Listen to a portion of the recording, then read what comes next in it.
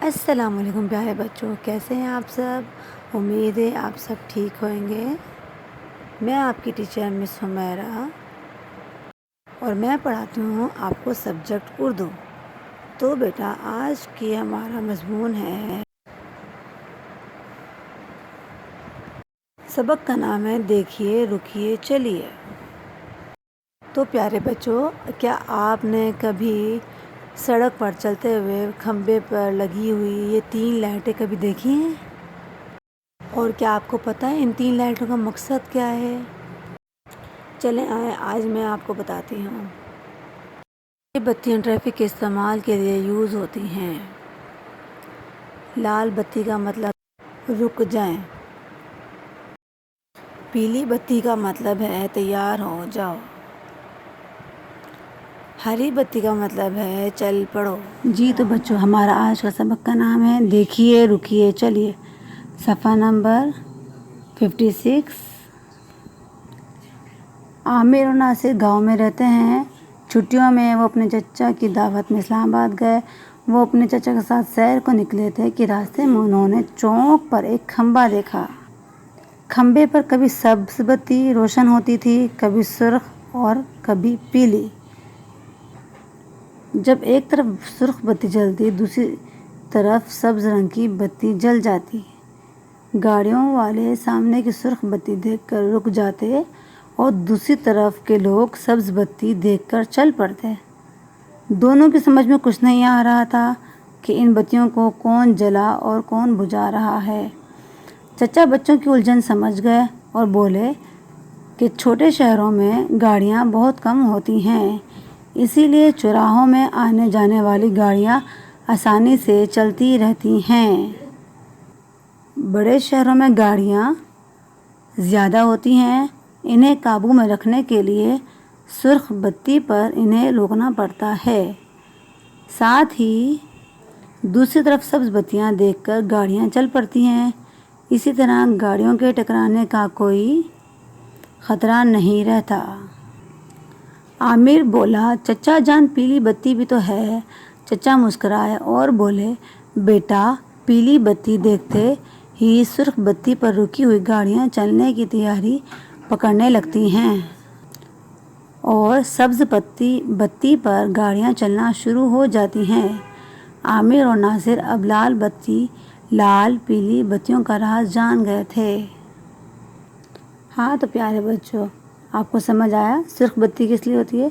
سرخ بتی کہہ رہی ہوتی ہے کہ رک جاؤ، پیلی بتی کہہ رہی ہوتی ہے کہ تیار ہو جاؤ، یعنی کہ گاڑیاں چلنے کے تیار ہو جائیں، ٹھیک ہے۔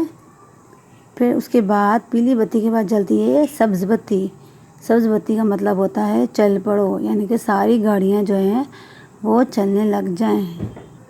اگر ہم سڑک پر لگی ہوئی ان بتیوں کے اشاروں پہ عمل نہیں کریں گے تو ہماری ٹریفک کا نظام تباہ و برباد ہو جائے گا اور گاڑیوں کے آپس میں ٹکرانے کا خطرہ بھی پیدا ہو سکتا ہے۔ اسی لیے ہمیں چاہیے کہ ٹریفک کے اس نظام پر عمل کریں۔ تو پیارے بچوں، آپ کو چاہیے کہ آپ اپنے گھر والوں میں اپنے ابو کو، بھائیوں کو، سب کو بھی اس پر عمل کرنے کا بتائیں تاکہ وہ بھی ٹریفک کی ان لائٹوں پر عمل کریں، تاکہ کل کو کسی بھی ہونے والے نقصان سے بچا جا سکے۔ ٹھیک ہے، یہ تھا آج کا سبق۔ امید ہے آپ سب کو سمجھ آ گیا ہوگا۔